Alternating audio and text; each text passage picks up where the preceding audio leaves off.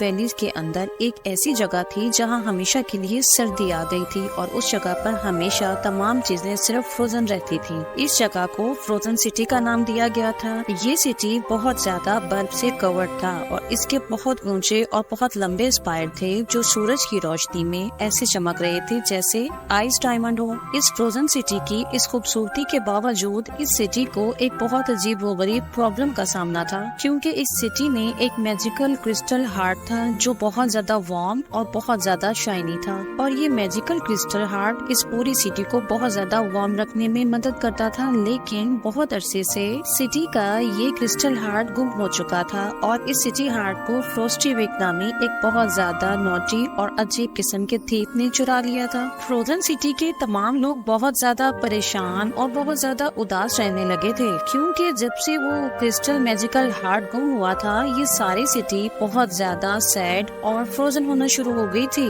اور جیسے جیسے وقت گزرتا جا رہا تھا اس فروزن سٹی میں لائف اسپینڈ کرنا بہت زیادہ ڈیفیکلٹ بھی ہوتا جا رہا تھا۔ اس فروزن سٹی میں ایک بہت بیوٹیفل اور بہت زیادہ کیوریس لڑکی بھی رہتی تھی اور اس لڑکی کا نام ارورا تھا۔ بیوٹیفل ہونے کے ساتھ ساتھ ارورا بہت زیادہ ہارڈ ورکنگ بھی تھی اور بریو بھی تھی، تو ارورا نے سوچا کہ مشکل کے اس وقت میں اپنی فروزن سٹی کو بچانے کا کوئی نہ کوئی حل تو نکال لے لوں گی، اور پھر ارورا نے اپنی پوری ہمت، حوصلے، اپنی بریوری اور اپنی ہارڈ ورکنگ کے ساتھ اس چوری شدہ ہارٹ کرسٹل کو فائنڈ آؤٹ کرنے کے لیے اپنی جرنی کو سٹارٹ کرنے کا فیصلہ کیا۔ اور ارورا کی یہ جرنی کوئی نارمل جرنی تو نہیں تھی، اس لیے ارورا کے سفر میں اسے بہت سارے چیلنجز کا سامنا بھی کرنا پڑا تھا۔ یہاں سب سے پہلے ارورا کو بہت زیادہ فروزن فوریسٹ سے اور پھر بہت زیادہ آئسی لیک سے بھی گزرنا پڑا۔ اپنی اس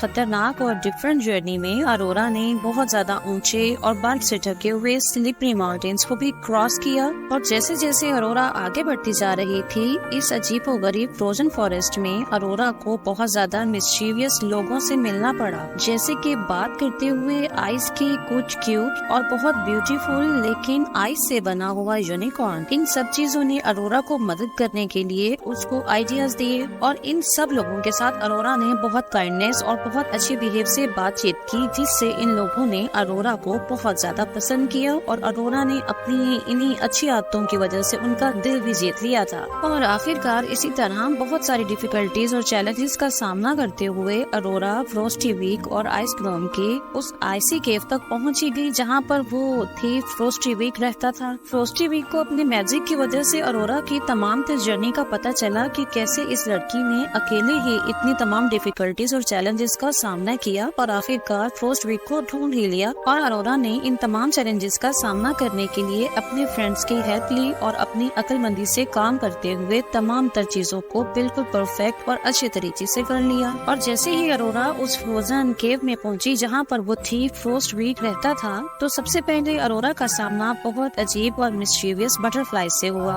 ارورا نے ان بٹر فلائز کو بہت ہی چالاکی سے کراس کیا اور آگے چل دی، اور جیسے ہی ارورا تھوڑا اور آگے بڑھی ارورا کو بہت ڈفرنٹ اور ڈیفیکلٹ قسم کے ریڈلز کا سامنا تھا۔ فروزن کیو میں ان ڈیفیکلٹ ریڈلز کو سالو کرنے کے بعد کچھ ہی دور ارورا کو ایک ہلکی سی چمک کا احساس ہوا، اور جب ارورا نے غور سے دیکھا تو وہ کچھ اور نہیں تھا بلکہ وہی کرسٹل میجیکل ہارٹ تھا، جس کو تلاش کرتے کرتے ارورا کو بہت ساری ڈیفیکلٹیز کا سامنا بھی کرنا پڑا تھا۔ فروزن کیو میں فروسٹی ویک کا سامنا کرتے ہوئے ارورا نے دیکھا کہ وہ ہارٹ آف کرسٹل بہت زیادہ اونچی چھت سے ہینگ ہوا تھا۔ ارورا نے بہت زیادہ عقل مندی اور کائنڈنیس سے فروسٹی ویک سے بات کی، اور ارورا کو فروسٹی ویک سے بات کرنے کا مقصد صرف اس کی اٹینشن کو ڈائیورٹ کرنا تھا کہ جیسے ہی اس کی اٹینشن ڈائیورٹ ہوتی ارورا وہ میجیکل کرسٹل ہارٹ لے کر وہاں سے چلی جاتی۔ ارورا کا یہ کائنڈ بیہیویئر فروسٹی ویک کو بہت زیادہ اچھا لگا اور اس کو اپنی غلطی پر تھوڑی تھوڑی شرمندگی بھی ہونے لگی تھی، تو فروسٹی ویک نے سوچا کہ کیوں نہ ارورا سے دوستی کی جائے۔ ارورا نے بھی فروسٹی ویک کی